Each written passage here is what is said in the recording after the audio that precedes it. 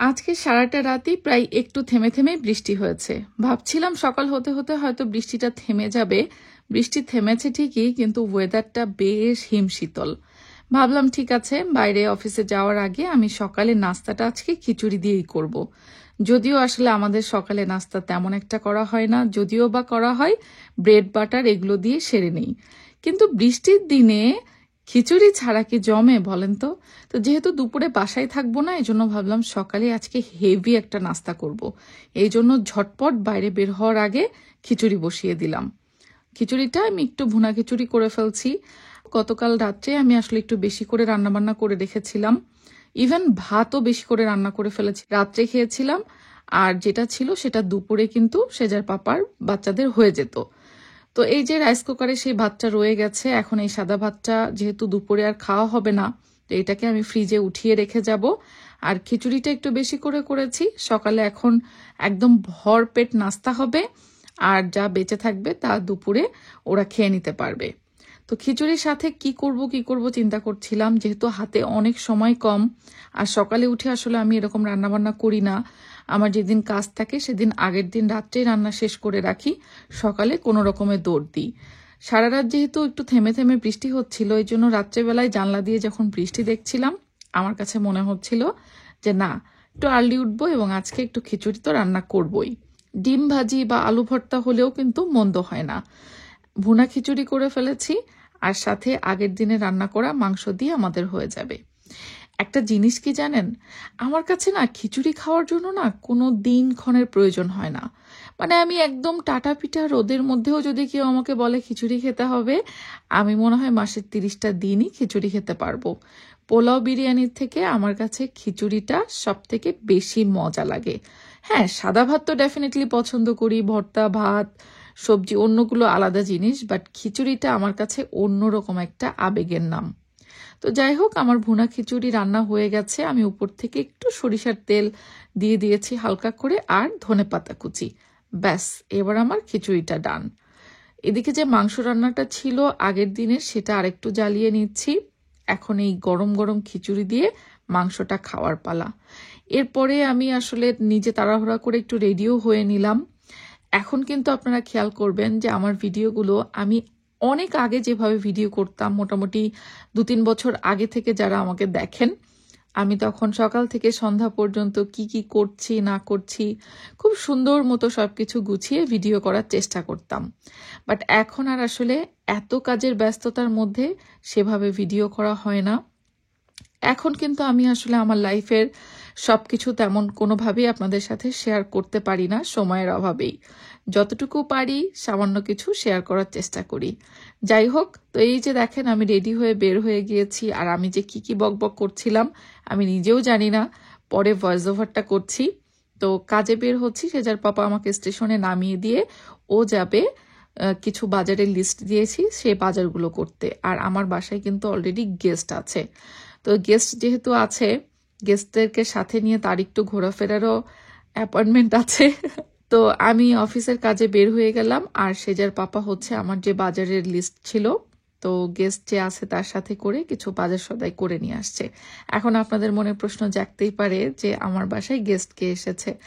আসলে আমার বাসায় মেহমান বলেন, দেখা যাচ্ছে মেহমান এসে চলেও যায় বা থাকে, অনেক কিছুই আমি সবাইকে কিন্তু ভিডিওতে দেখাই না। যারা যারা আসলে ভিডিওতে আসতে চায়, দেখা যাচ্ছে তাদের ভিডিওই কিছু নেওয়া হয়, কিন্তু আমরা এরকম অনেক জায়গায় ঘুরতে যাই, বেড়াতে যাই, বা অনেকে আমাদের বাসায় ঘুরতে আসে, বেড়াতে আসে, সবকিছু কিন্তু ভিডিওতে শেয়ার করি না। আগে অনেক কিছু ভিডিও করা হতো, এখন আর সেভাবে আমি ইচ্ছা করেই করি না। এতে করে হয় কি, ঝগড়া একটু কম বাঁধে। না হলে আগে কমেন্ট বক্সে দেখা যেত যে হ্যাঁ এটা কেন করছেন, ওইটা কেন করছেন, এইটা কেন বলছেন, ওইটা কেন বলছেন, এরকম করে অনেক কেওয়াজ তৈরি হতো। তো এসব কিছু থেকেই আরো আমি ইচ্ছাকৃতভাবে, মানে লাইফের সকাল থেকে গিয়ে করছি সন্ধ্যা পর্যন্ত টুকটুক করে যে গুছিয়ে জিনিসগুলো দেখানো, সেগুলো থেকে আমি নিজেকে সরিয়ে এনেছি। এখন আমি চেষ্টা করি স্পেসিফিক কোনো একটা টপিকের ভিডিও করতে, অথবা রান্না বান্না করছি সেই জিনিসগুলো দেখাতে, অথবা কোনো কাজ করছি সেই জিনিসগুলো দেখাতে।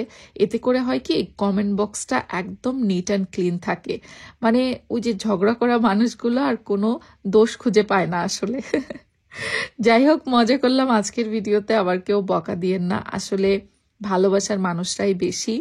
ভালোবাসার মানুষ কোনো সময় যদি দোষ ভুল ত্রুটি চোখে পড়ে, সেগুলো যখন আপনারা জানান খুবই ভালো লাগে, অবশ্যই সেটা সুন্দর ভাষায়।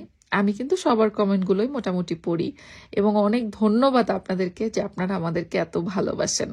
তো আপনাদের ভাইয়াকে বাজারের যে লিস্টগুলো দিয়েছিলাম, সাথে যেহেতু গেস্ট আছে কিছু মাছ মাংসের লিস্টও ছিল, সেগুলো কিনে নিয়ে সে বাসায় ফিরেছে। আর আমি বিকেলে বাসায় ফেরার পরে প্রথমে আগে একটু নাস্তা পানি রেডি করে নিলাম, কারণ নাস্তা পানি তো গেস্ট যেহেতু আছে কিছু তো করতেই হবে। তো বাচ্চাদের জন্য কিছু স্প্রিং রোল, তারপরে চা নাস্তা, নাগেটস, অন্য যা যা করার ছিল সবই করেছি। এবার আসি আসল কথায়। দুদিন আগে আমি একটা ভিডিও দিয়েছিলাম, যেই ভিডিওতে আসলে বাউবান, যেটা আমরা ফার্ম ফুড থেকে কিনেছিলাম, সেটার ভিডিওটা দিয়েছিলাম, যে ভেতরে গন্ধ ছিল, খেতে ভালো ছিল না।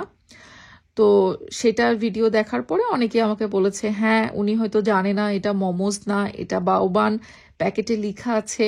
আমি জানি, আমি সবই জানি, এবং এটা যে বাউবান সেটা দেখিয়ে আমি কিনেছিলাম। কেনার দিনকার ভিডিও হয়তো তারা দেখেনি, এই জন্য বেসিক্যালি ওটা কেনা হয়েছিল যে মোমোজের মতো দেখতে, সো এটা ট্রাই করে দেখি, যেহেতু দামে সস্তা, অতএব দেখতেও অনেকটা সেম, খেয়ে দেখি ফার্স্ট টাইম কেমন মনে হয়। তো ফার্স্ট টাইম খাওয়ার অভিজ্ঞতা ওটা আমার খুব খারাপ ছিল, ওটার টেস্ট একেবারেই ভালো ছিল না। আর সব থেকে বড় কথা, ভেতরের পুরটা অনেক গন্ধ ছিল। তো যাই হোক, যেহেতু কম দামে পেয়েছিলাম, মোমোজের মতোই দেখতে, এই জন্য সস্তায় মচমচে ভাজা কিনতে গিয়ে ধরাটা খেয়েছিলাম। মূলত ভিডিওতে আমার এটাই বলার উদ্দেশ্য ছিল। যাই হোক, তো এখন আর সস্তায় কিনিনি, বাসায় যেহেতু গেস্ট আছে এই জন্য এবার দাম দিয়ে মোমোজ কিনে এনেছি। এটা চিকেন মোমোজ, আমাদের এখানকার হালাল এশিয়ান গ্রোসারি থেকে কেনা ছিল। তো আজকে এই মোমোজগুলো ট্রাই করব।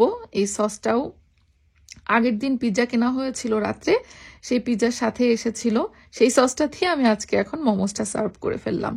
আর সাথে কফি বানিয়ে ফেলেছি। তো এবার আমরা খেতে খেতে গল্প করব।